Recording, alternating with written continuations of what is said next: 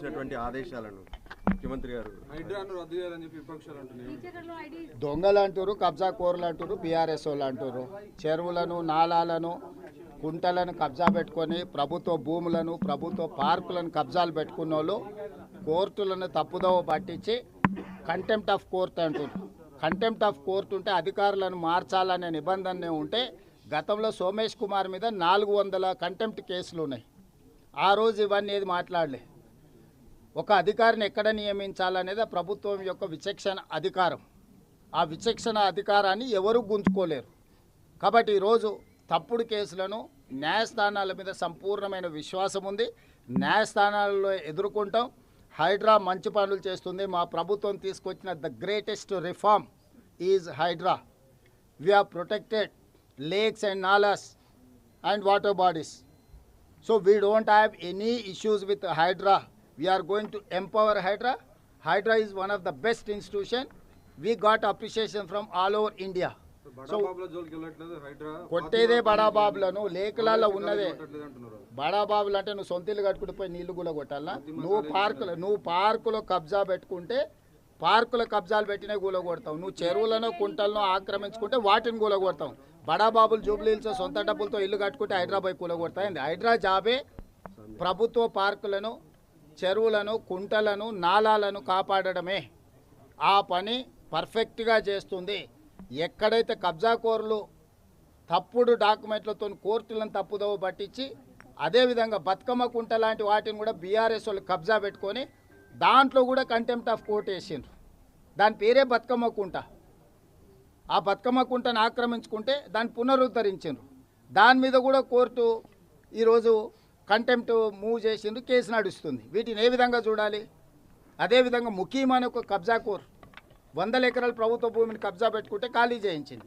ఏ విధంగా చూడాలి? సో ఇలాంటి వాళ్ళు కూడా ఈరోజు మీకు కంటెంప్ట్ ఆఫ్ కోర్ట్ అని కేసులు వేసిండ్రు. కాబట్టి దయచేసి హైడ్రాని పని చేయనీయకుండా అడ్డుకోవాలనే కబ్జా కోర్లకు మీరెవరు సహకరించండి. మీడియాకు కూడా నేను విజ్ఞప్తి చేస్తున్నా. ఈరోజు ఏ భూమి కూడా ఇతరులకు ఇవ్వలే. ప్రభుత్వం తీసుకున్నది చెరువులను, కుంటలను పునరుద్ధరించింది. అది ఆక్రమించుకున్న వాళ్ళు ధనవంతులైనా పేదవాళ్ళైనా ఈరోజు మీకు కన్వెన్షన్ కూలగొట్టిరు. పేదోళ్ళదా? అది గండిపేట చెరువులు ఆక్రమించుకున్న వాళ్ళని కూలగొట్టిరు. పేదోళ్ళదా? బతుకమ్మ కుంటను ఆక్రమించుకున్న వాళ్ళు పేదోళ్ళ? ఎట్లా సుధాకర్ రెడ్డి అని టీఆర్ఎస్ కాన్స్టిట్యున్సీ ఇన్ఛార్జ్ కేసీఆర్ గారు వస్తే విమానంలో పూల వర్షం కురిపించండు. 10 ఎకరాల బతుకమ్మ కుంటను కబ్జా పెట్టి అమ్ముకున్న తర్వాత పూల వర్షం ఏంది, కనక వర్షమే కురిపించవచ్చు. ఇట్లాంటి కబ్జాదారులను కాపాడడానికి డబ్బులు పెట్టి సోషల్ మీడియాలో తప్పుడు ప్రచారం చేసి ప్రభుత్వాన్ని బదనాం చేయాలనే ప్రయత్నం చేస్తుండ్రు. ప్రభుత్వానికి స్పష్టత ఉన్నది. హైడ్రా కార్యాచరణ పట్ల, హైడ్రా నిర్వహిస్తున్న బాధ్యతల పట్ల ఖచ్చితంగా హైకోర్టు ఇచ్చిన ఆదేశాలు ఇంకా నేను పరిశీలించలేదు. ప్రభుత్వ పరంగా సమీక్ష చేస్తాం. తప్పకుండా కోర్టు ఆదేశాలు ఇస్తే న్యాయస్థానాన్ని గౌరవిస్తాం. అదేవిధంగా హైడ్రా కొనసాగిస్తున్న పనులను కూడా భవిష్యత్తులో కూడా కొనసాగిస్తాం. ధన్యవాదాలు.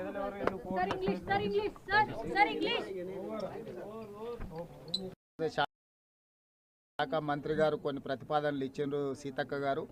వాటిని కూడా మంత్రి గారు దృష్టికి తీసుకెళ్ళినాం. మంత్రి గారు ఆ విషయాలను కూడా పరిశీలిస్తామన్నారు. అదేవిధంగా వ్యవసాయ శాఖ ప్రధానంగా తెలంగాణ రాష్ట్రంలో ఎలినినో వల్ల వర్షాలు లేకపోవడము, కరువు పరిస్థితులు ఉండడము, పంటల ఉత్పత్తి తగ్గిపోవడము, రకరకాల వ్యవసాయ సమస్యలు ఉన్నాయి. కాబట్టి కేంద్ర ప్రభుత్వం నుంచి క్షేత్రస్థాయిలో భూములను పరిశీలించి అక్కడున్న కరువు పరిస్థితులను పరిశీలించి కేంద్ర ప్రభుత్వం నుంచి మద్దతు ఇవ్వడానికి బృందాలను పంపించవలసిందిగా కేంద్ర మంత్రి గారిని కోరినాం. తొందరలోనే కేంద్ర ప్రభుత్వం బృందాలను క్షేత్రస్థాయిలో పంపించి తెలంగాణకు అవసరమైన సహాయాన్ని అందిస్తామని చెప్పి కూడా మంత్రి గారు చెప్పడం జరిగింది. మొత్తంగా ఇందిరమ్మ ఇండ్ల విషయంలో కానీ, ఉపాధి హామీ విషయంలో కానీ, వ్యవసాయంలో ఉన్న సమస్యల విషయంలో కానీ మంత్రి గారి దృష్టికి అన్ని రాతపూర్వకంగా సమస్యలను తీసుకెళ్ళినాం. మంత్రి గారు తప్పకుండా తెలంగాణ రాష్ట్రానికి సంపూర్ణమైన సహకారాన్ని అందిస్తా అని చెప్పిండ్రు.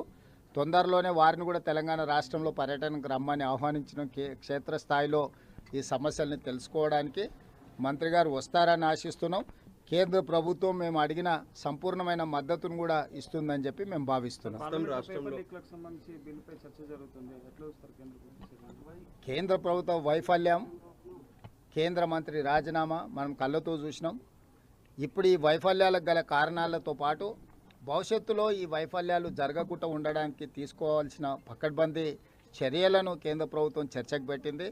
ప్రధానంగా దేశ స్థాయిలో కోచింగ్ కేంద్రాలు కూడా అనుమతి లేకుండా పుట్టగొడుగులాగా పుట్టుకొస్తున్నాయి. ఈ కోచింగ్ కేంద్రాలు కూడా కొన్నిసార్లు పరీక్షా ప్రశ్నలు లీక్ అవ్వడానికి కూడా వేదికలుగా మారుతున్నాయి. కాబట్టి దేశ స్థాయిలో ఒక విధానాన్ని రూపొందించాల్సిన అవసరం ఉంది. పరీక్షలు నిర్వహించడమే కాదు, పరీక్షలు నిర్వహించడంలో కూడా ఆన్లైన్లో పెద్దగా సమస్యలు లేవు, ఆఫ్లైన్లో పరీక్షలు నిర్వహించినప్పుడే సమస్యలు ఎక్కువ వస్తున్నాయి.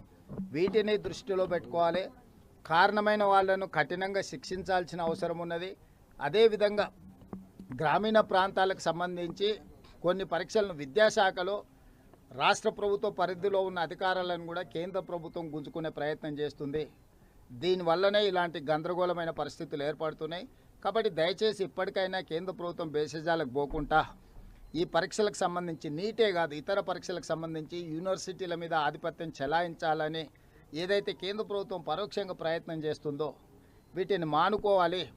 విద్యను వీలైనంత వరకు రాష్ట్ర పరిధిలో రాష్ట్ర ప్రభుత్వం నిర్వహించే విధంగా ఉంటే తప్పిదాలు తక్కువ జరగడానికి అవకాశం ఉంటాయి. వీటన్నింటికి సంబంధించి సభలో చర్చ జరగాలి.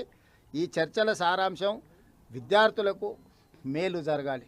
ఇదే మా ప్రభుత్వం భావిస్తుంది, ఇదే పార్టీ కూడా కోరుకుంటుంది, చర్చించబోతుంది. దీనికి సంబంధించి రాహుల్ గాంధీ గారు పూర్తి స్థాయి వివరాలతో సభలో మాట్లాడబోతున్నారు. తెలంగాణలో ఇట్లాంటి అంశాలకు సంబంధించి మీరు ఎటువంటి చర్యలు తీసుకుంటారు? ఇప్పుడు కేంద్ర ప్రభుత్వం ఏం చట్టం చేస్తుందో చూసి ఆ చట్టాన్ని దృష్టిలో పెట్టుకొని రాష్ట్రంలో కూడా ఏ విధమైన ప్రక్షాళన చేయాలి. మీకు తెలుసు, ఉద్యోగాలకు సంబంధించి గతంలో తెలంగాణలో చాలాసార్లు ప్రశ్నపత్రాలు లీక్ అవ్వడం, దానికి సంబంధించి బాధితులు ఉండడం, సమస్యలు రావడం, వాటన్నిటిని కూడా ప్రక్షాళన చేసి యూపీఎస్సీ విధానంలో ఈరోజు తెలంగాణ పబ్లిక్ సర్వీస్ కమిషన్ను కూడా ప్రక్షాళన చేసి నియామకాలు చేపట్టడం వల్ల మేము పారదర్శకంగా పరీక్షలను నిర్వహించడం జరిగింది. కాబట్టి ఈరోజు తెలంగాణ అన్ని విషయాలలో పారదర్శకంగా విద్యార్థులకు నష్టం జరగకుండా ప్రజలకు ఒక నమ్మకం, విశ్వాసం కలిగించే విధంగా పరీక్షలు నిర్వహిస్తుంది. గ్లోబరీనా లాంటి సంస్థలు తెలంగాణలో ఆనాడు అక్రమాలకు పాల్పడ్డాయి. ఆనాటి ప్రభుత్వం చర్యలు తీసుకోకపోవడం వల్ల వాళ్ళు సిబిఎస్ఈకి కూడా విస్తరించి సిబిఎస్ఈ పరీక్షల్ని కూడా గందరగోళం చేసిండ్రు. అందుకే ఇట్లాంటి సంస్థల పట్ల కఠినంగా వ్యవహరించాల్సిన అవసరం ఉన్నది. దానికోసం కేంద్ర ప్రభుత్వాన్ని కూడా విజ్ఞప్తి చేసినాం. ఇప్పుడు కేంద్ర ప్రభుత్వం చేసే చట్టాన్ని దృష్టిలో పెట్టుకుని రాష్ట్రంలో కూడా మేము చట్టాలను రూపొందించుకుంటాం. ఇప్పుడు కొత్తగా చేరే వాళ్ళకు 100% కోర్టుకు హామీ ఇచ్చి బ్యాంకులో ఖాతాలో పెట్టినాం.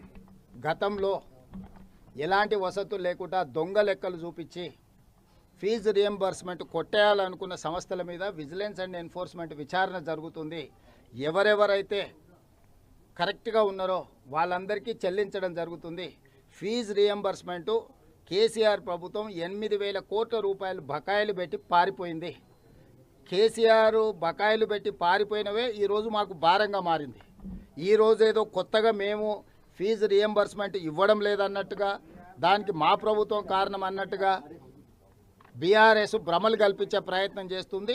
బీజేపీ దానికి వంతబాడుతుంది. బీజేపీ నాయకులు రామచంద్రరావు గారు కావచ్చు, ఆర్ కృష్ణయ్య గారు కావచ్చు, ఫీజు రియంబర్స్మెంట్ గురించి పదే పదే తెలంగాణలో మాట్లాడుతున్నారు. ఆర్ కృష్ణయ్య గారు ఏ రాష్ట్రానికి సంబంధించిన రాజ్యసభ సభ్యుడు? ఆంధ్రప్రదేశ్ రాష్ట్రానికి సంబంధించిన రాజ్యసభ సభ్యుడు. ఆంధ్రప్రదేశ్లో 10,000 కోట్ల రూపాయల ఫీజు రియంబర్స్మెంట్ బకాయి ఉంది. ఆర్ కృష్ణయ్య అక్కడ ప్రభుత్వంలో భాగస్వామి. ఎందుకు రామచంద్రరావు ఆంధ్రప్రదేశ్లో ఫీజు రియంబర్స్మెంట్ గురించి మాట్లాడాడు? ఎందుకు ఆర్ కృష్ణయ్య గారు ఆయన ప్రాతినిధ్యం వహిస్తున్న రాష్ట్రంలో ఫీజు రియంబర్స్మెంట్ గురించి మాట్లాడాడు? బీజేపీ వాళ్ళు ప్రజల అమాయకులు, మోసం చేయొచ్చు, అబద్ధాలు చెప్పొచ్చు అని అనుకుంటారు. మొట్టమొదట బీజేపీ నాయకులకు నేను సూచన చేస్తున్నా, కిషన్ రెడ్డి గారికి, రామచంద్రరావు గారికి, ఆర్ కృష్ణయ్య గారికి, ఆంధ్రప్రదేశ్ రాష్ట్రంలో మీ ఎన్డీఏ ప్రభుత్వం ఉంది. ఎన్డీఏ ప్రభుత్వం ఆంధ్రప్రదేశ్లో 100% ఫీజు రియంబర్స్మెంట్